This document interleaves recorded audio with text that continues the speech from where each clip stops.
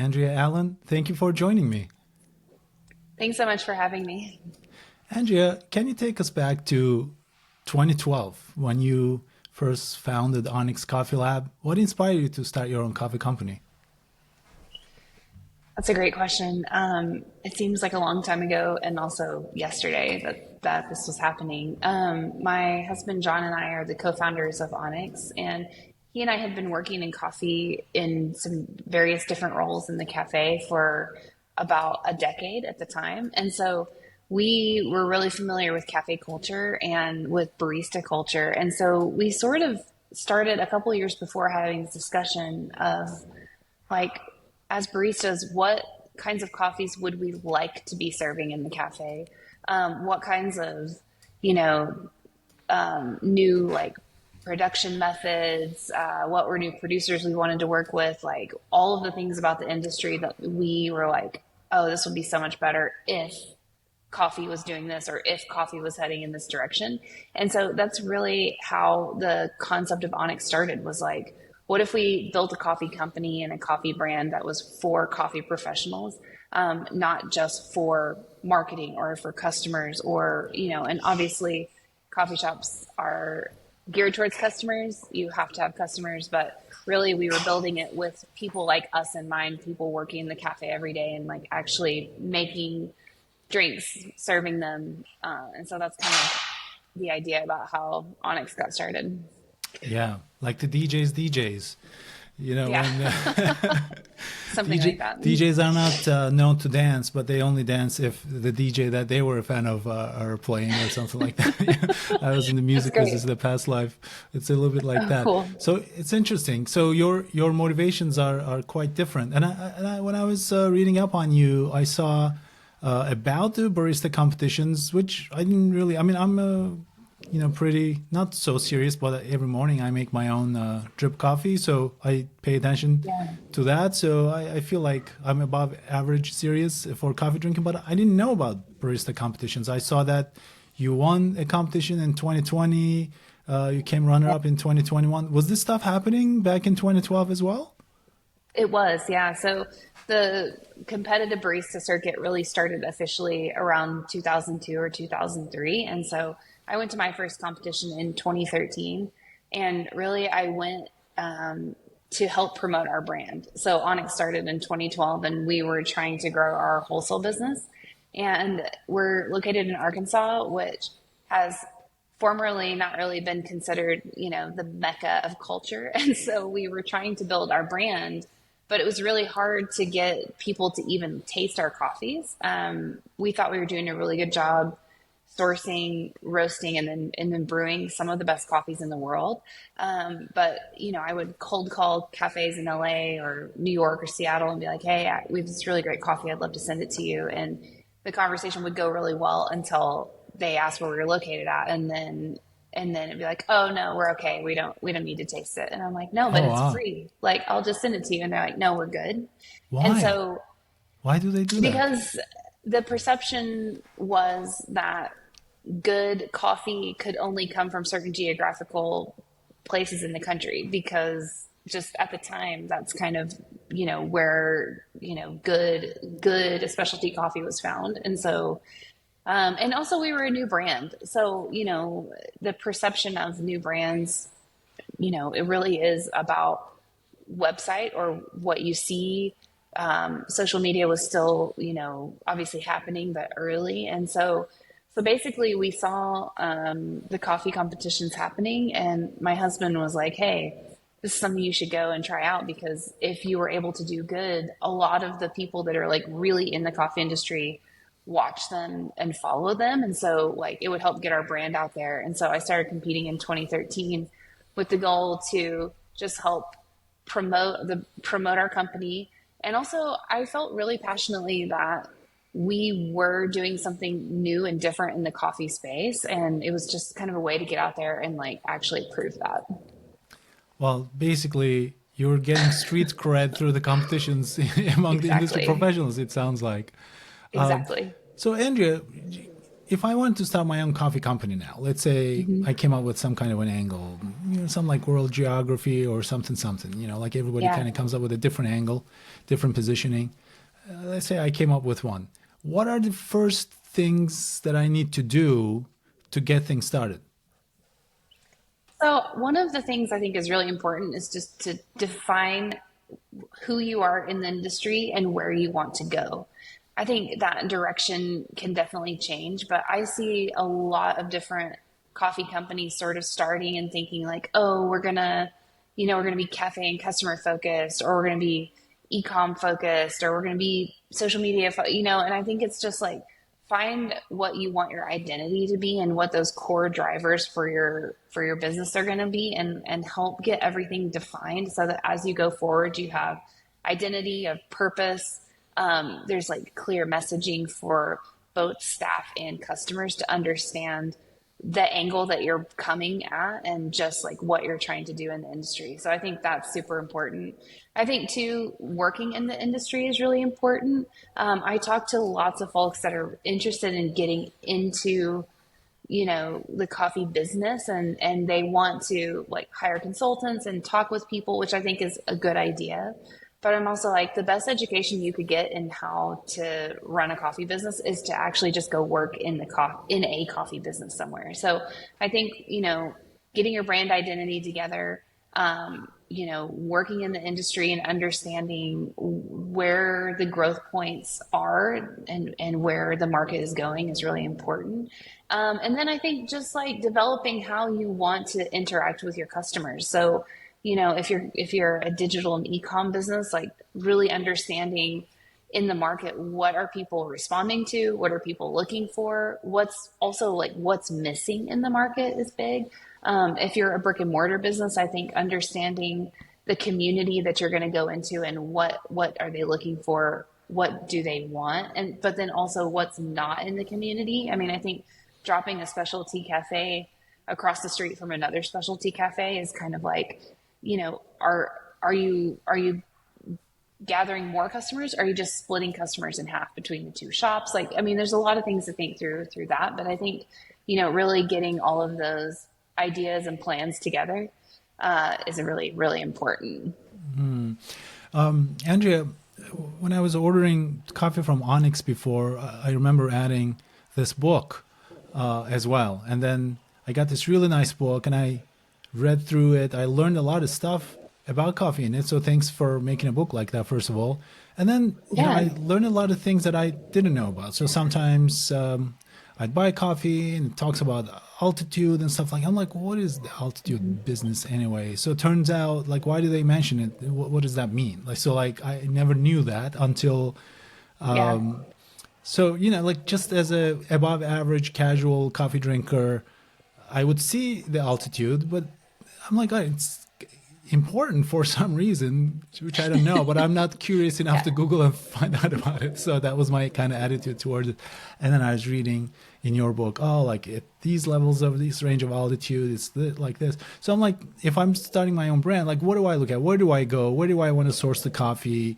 What do I care about altitude and aromas and things like that? Like, do I need to do a lot of research and make up my mind? Like, what do I need to learn to understand all of that before kind of deciding on, these are going to be my coffees? Yeah, so if you're going to open a roasting business and you're going to be sourcing coffees, you definitely need to learn how to cup and evaluate coffee and calibrate with the standard of whatever.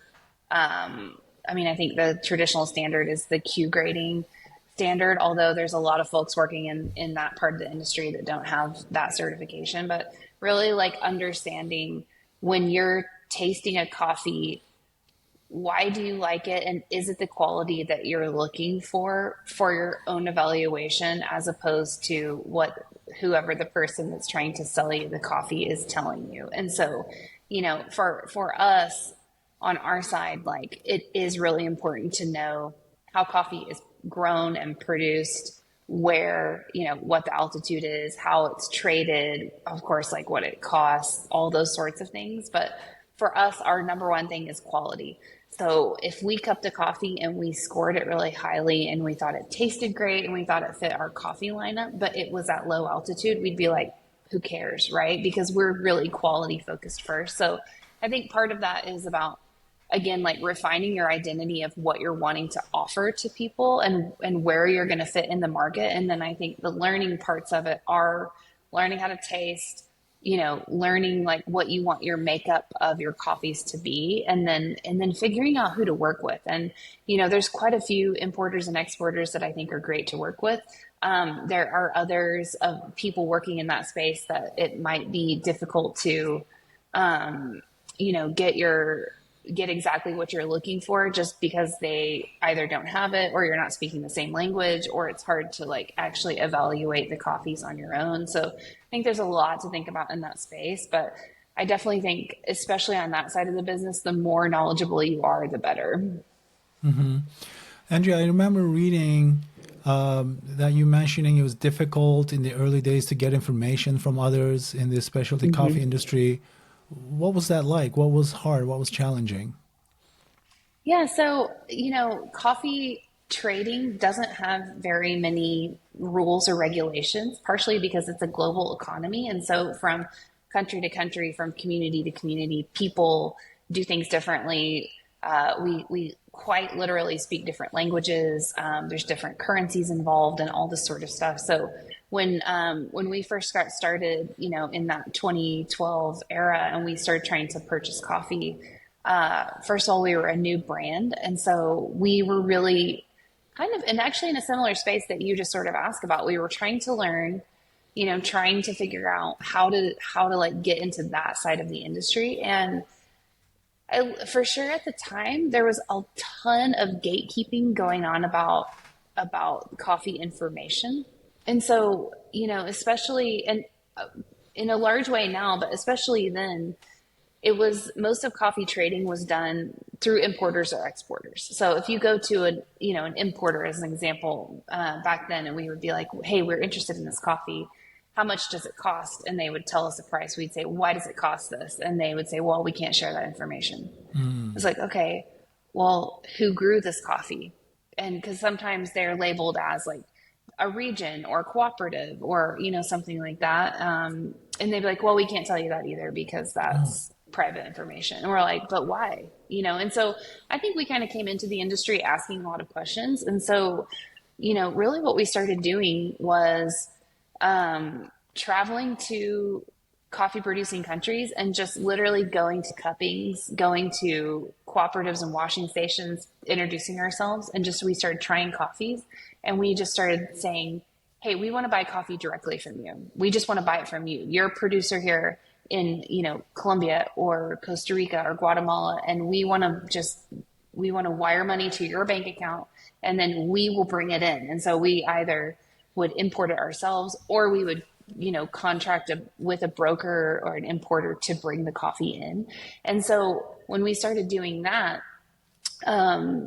we sort of started asking ourselves this question, is like, why is this all so secretive? Like, there is no reason to keep people's name secret, or cup score secret, or the quality that it's graded at is secret. And so basically, once we started to get our legs under ourselves in the sourcing space, we basically just started publishing all of our information in live in real time on our website. And so what that looks like is, and we're still doing it now, but you can just go on and see, Costa Rica, Las Lajas honey, and you can click on that coffee and you can scroll down and you can see who produced it, what we scored it at, what we paid for it, what we paid per pound to bring it into the country, what the commodity market was trading at the time of purchase, what the fair trade price at time of purchase was.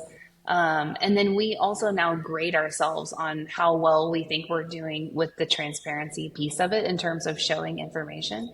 But when we started doing that, it was about 20, I think 15 that we started doing this. And it was such a wild experience because we were actually concerned that customers would see, oh, look, we paid $5 a pound green, and now we're selling it for, 10 ounces at $24, and that they wouldn't understand just like all the things that go into it and markups and things like that. But really what happened is it was the actual coffee industry itself that really got upset with us. So we started getting calls from importers and from exporters and, larger producers saying, hey, you can't do that. People won't understand. Producers won't understand. The market won't understand. We don't understand, like all of this sort of stuff. And so we sort of got blacklisted for a period of time because From what? from purchasing coffee from importers and exporters. So there were a But number of them that you were didn't like, want to do we're that not, anyway, right? we didn't want to, but in a world where coffee is traded and largely brokered in that space, it was like, oh my gosh, like, okay, we had no idea that this was going to be so upsetting. Um, but really what happened is about after 8 to 10 months, is that other people in the industry, people that we were connected with or that were operating like us, started to get acquainted with our brand and see what we were doing. And they started going to our website, trying our coffees and seeing this producer and what we paid for it. And then they would actually call their importer and say, I want this coffee. I want this coffee from Onyx. Like I want to buy it and before they do next harvest. And so kind of what started happening is then importers and exporters were sort of like, oh, like this is actually a great piece of marketing it could be for us. Like if we had a coffee and they wrote down, Royal Coffee New York, that's a big importer that we work with and that we love. Oh, look, if someone else in the industry sees that this great coffee came through us, they'll call us to buy it. And so it sort of was about, not quite a year. And then it just sort of flipped and we started getting tons of samples from people all over. And, one of the really great things that also happened during this time frame is, of course, like the iPhone was invented in 2010. Producers across the world started to get phones and actually get access to Wi-Fi and data. And so suddenly producers that had never been able to have contact with the people at the end of the supply chain, so customers, baristas, roasters, there now became this like bridge where we actually could talk to each other and they actually could see, oh, look, my coffee sold for $5 green. The exporter purchasing it for me told me they could only sell it for $1 green in the US. And that like there began to be this sort of like knowledge gap that of the whole supply chain that began to sort of, be connected and start to unravel in some ways and then also start to build in other ways. So yeah, it was really cool. I mean, it wasn't necessarily like what we intended to do. We were just sort of like, hey, this has been frustrating for us. So we're just going to put this out there and then people like us that are upcoming in the industry can see what we're doing. And then it's like they can decide maybe they can learn something, or maybe we make a mistake and they learn what not to do, because that happens too. But so it was a very interesting sort of moment for us. And it really is something that has like grown our reputation in the industry. Wow, Andrea, you were such disruptors. Move We fast are and sort break of things. We are sort of disruptors. I mean, my husband, before he was working in coffee, he was a musician in a rock and roll band. And so like you see our branding has like skulls and like, snakes and stuff like that on it. And a lot of that comes out of that sort of like tattoo art, sort of like, against society sort of like feeling that we sort of grew up with. So, Oh, I love that. I was going to ask you about the skulls and the branding. We can talk yeah. about. We're definitely going to talk about that. I had two questions when I was listening to you. One is, how did you find such conviction that level of transparency is so important to you? Like the pricing and the trade data that was hidden from customers. Like, how did you get the feeling or the hunch, or is it related to your personal values that this needs to be transparent? That's one. The second question is, how do you decide what to pick? Like you mentioned Colombia, Guatemala, Costa Rica. Like, Yeah. how do you decide what to pick? This is the right choice for Onyx. How do you make that decision? So what sort of prompted this is this really deep-seated feeling that the coffee producer was the person in the supply chain that had the least like ability to affect their livelihood based on what they were doing, even though they're arguably the very building block of the industry itself. And the way this sort of played out is that, you know, you coffee producers are traditionally located in more rural areas. They don't traditionally have formal coffee education. So a lot of coffee producers, especially at the time, weren't cupping their coffees, or they weren't even roasting their coffee. So they really had no sort of context on like, what is this coffee worth? So then a trader comes to them and says, your coffee is worth blank, you know, whatever they would say. Then they would take it and they would turn around and market it into the industry using terms like fair trade, which is not just a term, but is like an overarching like organization. So fair trade, ethical trade, direct trade, you know, you can get seals and stamps and all this kind of stuff. And so, but for us, we were like, but what does that actually mean? Like, you know, you're saying you bought it ethically, but when you say ethical, what does that mean? And so it was confusing for us. And we really felt convicted that the coffee producer was the person that just really was actually at a disadvantage in this portion of the industry. And so we were like, you know what we're going to do? We're not going to say it's ethical. We're not going to say it's fair. We're not going to say it's direct. We're just going to be like, this is what we did. Here is the data. You look at it as a consumer and you can decide what you think about it. So it's not like, you know, hidden behind some sort of like seal or stamp of approval that somebody decided to put on their packaging.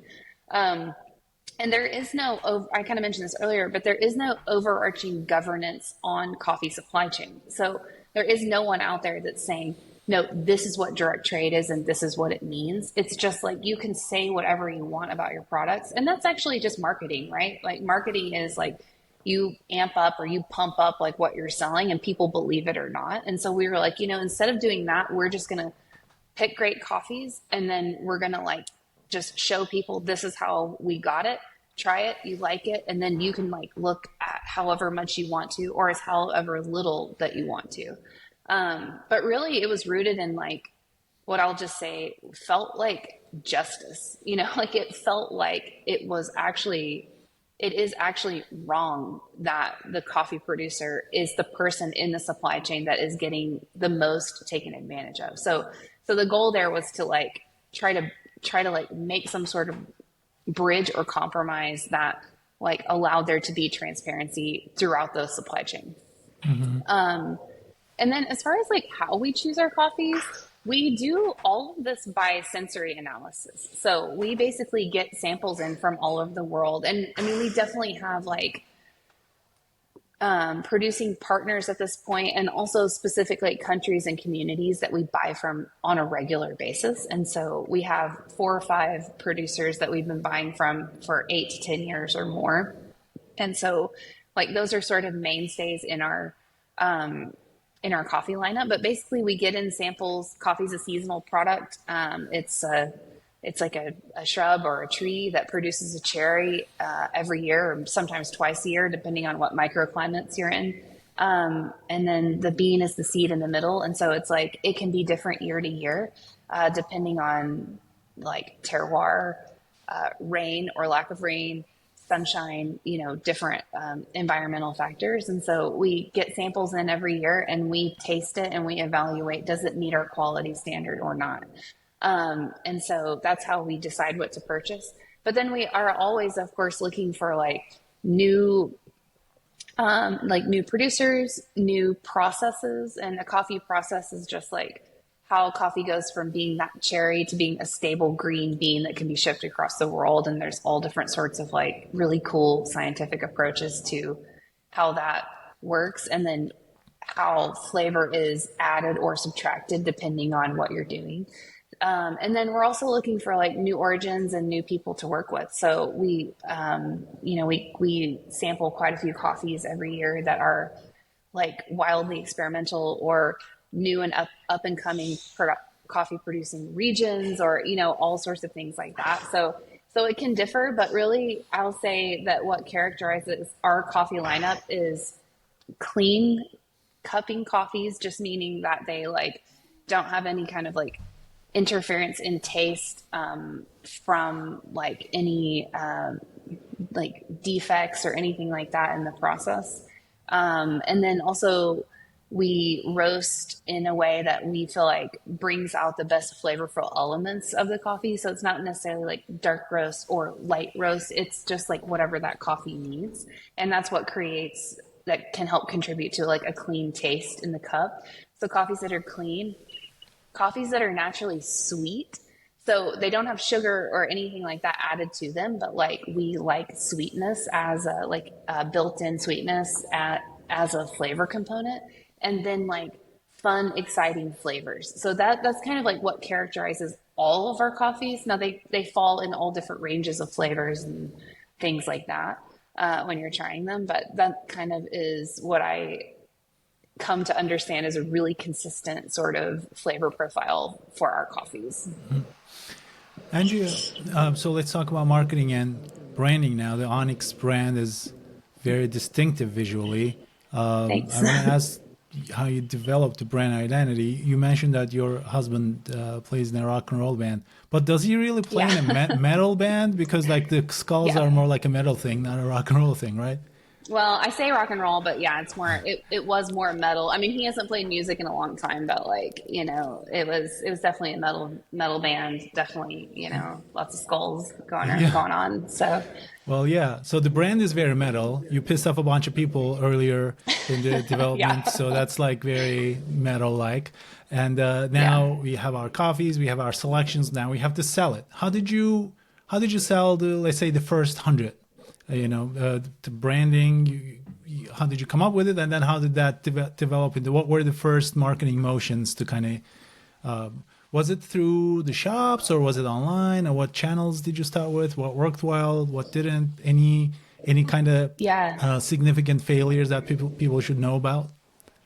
So many failures. I don't think we have enough time for all the failures, but I mean, so the brand started with brick and mortar, so cafes, and then roasting as a wholesale business. So wholesale is selling coffee to other people, and so or to other cafes and restaurants, chefs, bartenders, folks like that. And so in that space, basically, our very first designs were skulls, and they were hand drawn in conjunction. My husband's not an artist, but he is a visionary. So he and this guy that he went to high school with got together and created these like art pieces that became coffee bags. And so you've probably seen like the cursive onyx. So that was one of the very first marks. The skull was a mark. We have the saying that's never settle for good enough. That was one of the first marks, but it was like hand drawn and then put up onto, I'm not like a super technical person, but turned into a piece of art that went onto a coffee bag. And that was like our first branding. We didn't have a website. We had like a Facebook page. And so we started like putting stuff on Facebook, had the stuff in the shop. I started going to competitions. And so that's like the very first like step into branding. And the spirit of it was like, it looked like tattoo art.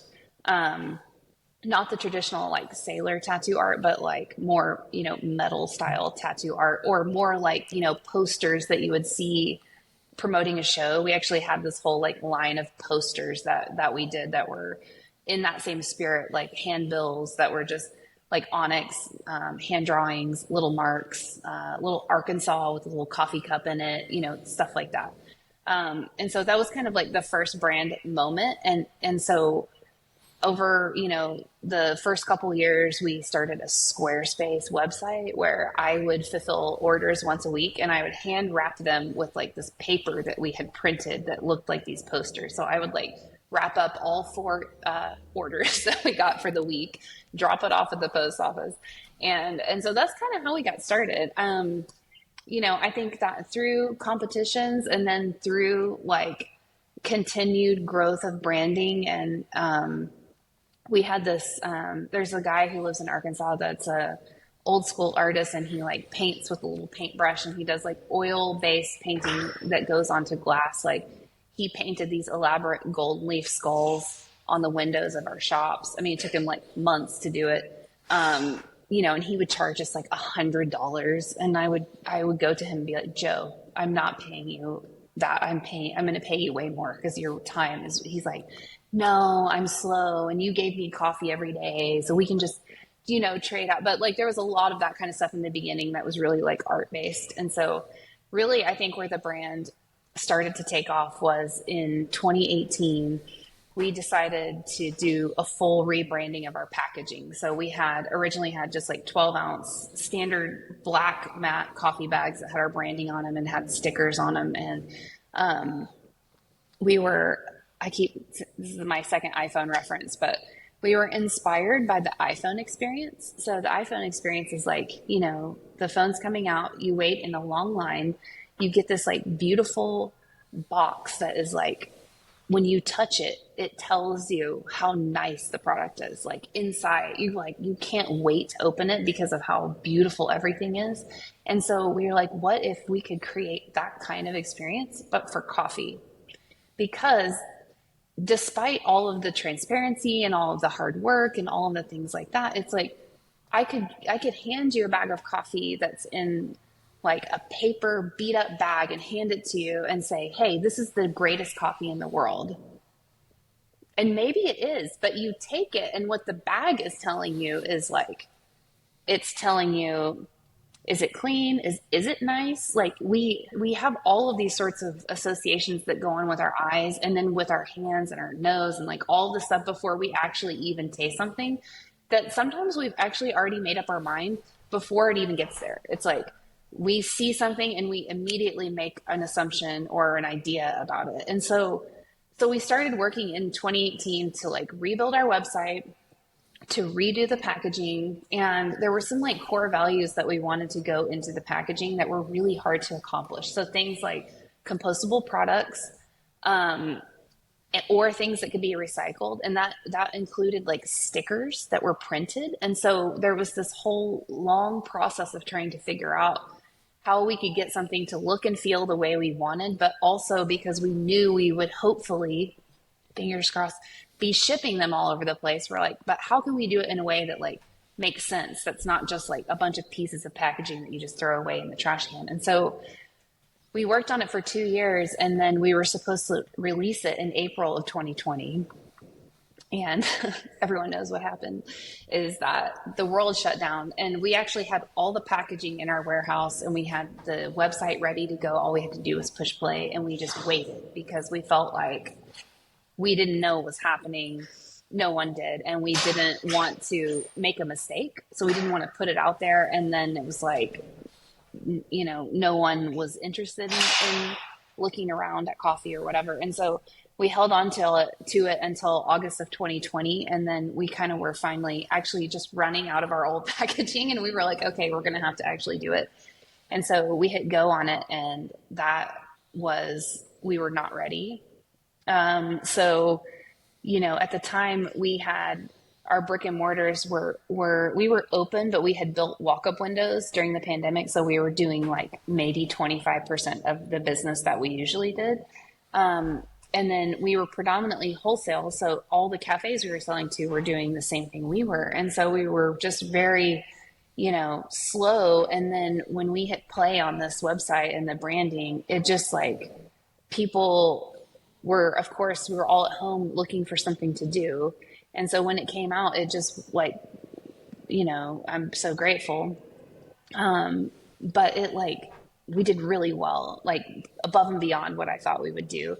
In fact, we were like 3 to 4 weeks behind on fulfilling orders until February of 21. That's how busy we were. And so that was really like our first step into more e-commerce, more like Instagram, like social media sort of space where people started to recognize the actual brand and what it looks like, as opposed to people knowing that we had great coffee and coming to it that way. They started to like notice the brand and interact with us because it looked a certain way, or it looked cool, or it looked interesting or whatever. And so we just put out our a new rebrand of that packaging about like a month ago.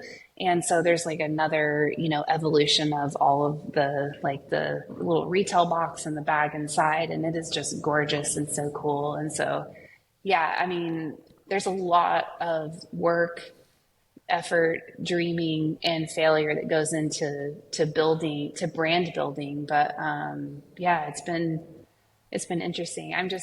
I feel like I'm just like a barista from Arkansas, and then, you know, I'm like helping contribute to this sort of like now what is now becoming like more and more digital branding, which is cool and fun.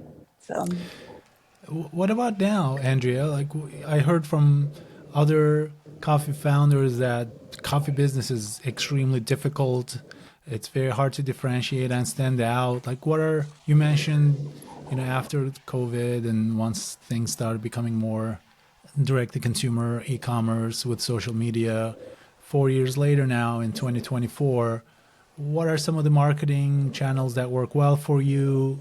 What moves the needle? What doesn't? yeah, that's a great question, and something that we're still trying to work through. But really, one of the cool things that has happened is that coffee has gone from being like a cafe only experience to being an at home experience. So a lot of our like customers that we sell to digitally are at home brewing coffee and are doing a really, really good job at it. And I think that's something that's been cool that has continued from the pandemic as people have invested in, equipment. So whether it's like a home espresso machine or something as simple as a pour over setup and a kettle, I see people like experimenting with like water recipes, which is crazy. And so we see a lot of that kind of stuff going on, which is really cool. And the way we sort of like work to target and interact with that is by continuing to create cool digital content. So we have all sorts of things that we put out on our website and on social media that range from, we do like a Life at Onyx series, which is sort of inspired by the Office TV show, but like it's just like funny. We like make fun of ourselves. It's people on our team doing various things that are like either exaggerated or like, stuff we get really excited about, but that's like really nerdy and silly, and they're built to be funny. We do collaborations actually with artists and musicians. So in that way, we just did one with August Burns Red, which is Oh yeah. like kind of our generation metal band. And so, like basically we get together with them and we cup coffees with them, and they pick a coffee, and then we do like a brand collaboration in a piece of artwork that sometimes becomes like a mug, but always becomes like one of our coffee boxes with the like co-inspired art on it. And then we sell it for like a month or so, and then we actually split the profits with the artist or with the musical group. And so the goal is like really to like promote coffee into spaces that might not be super coffee focused. And so that has been really cool in terms of like showing our coffees to other like industries that we find we have a lot of similarities to, but that like coffee doesn't always reach those audiences. So it's like, how can you get your coffee or your brand in front of artists, in front of musicians, in front of people that follow those people that do appreciate like, real craft people that are actually like creating and making something. Like we find so much synergy with that space. So we've done a bunch of those, which have been really cool. We try to do like seasonal projects, like the Advent calendar, which we do every year, and it's like a coffee for the first 24 days of December, and that becomes like this really cool, like hopefully we hope worldwide phenomenon where a bunch of people are actually drinking the same cup of coffee on the same day and are able to sort of share that experience digitally, which is cool. We also brew and serve the coffee in all of our cafes in Arkansas, and we follow the calendar. And there's something like really cool about the like ritual of making coffee, and then like knowing that you're doing it in collaboration with a bunch of other people that you think the only connection you have with them is this coffee. It's a really cool experience. So I think it's like about creating experiences, creating art digitally. I mean, our goal is to help push coffee into the pop culture realm. And one of our dreams is that like someone's mom knows the name of a producer in another country that they've never been to because they've had that coffee. And it's like they're like, oh, of course, Jorge Raul Rivera's Pacamara. I love it. Like that would never be my mom. My mom doesn't drink coffee, and she's very vocal about it when she comes into our cafe. She's like, I don't like coffee. And I'm like, Mom, please stop saying that. But our goal is that someone like her, someone like my dad, someone like your, maybe your family or your parents, like if we all sort of started to actually be able to say the name of a producer and other people knew who that was, like that would be really, really cool. So that's kind of like what our goal is. We have big goals, big dreams, but like, why not? And you're so spot on when you said that people started investing in their own equipment, because a lot of started working from home, after COVID. They actually don't go to the cafes on their way to the office now. The cafe is the Yeah. kitchen, the office is one of the rooms in their houses, and they want good coffee. I'm one of them. I bought like a good grinder, I learned about pour over and Chemex and the filters.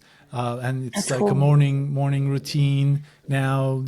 Weighing the grams of the whole beans. My toddler is now watching with me. He every Yes. morning. It's a part of our family ritual. The Yeah. time we spend together. He looks at it. Dada, why is this not blooming like the one from yesterday? I guess this one is. We just learned. Like some coffees don't like rise like a cake and some of them do, and I'm like, why is that? And then we learned that if it's fresh it blooms better or something.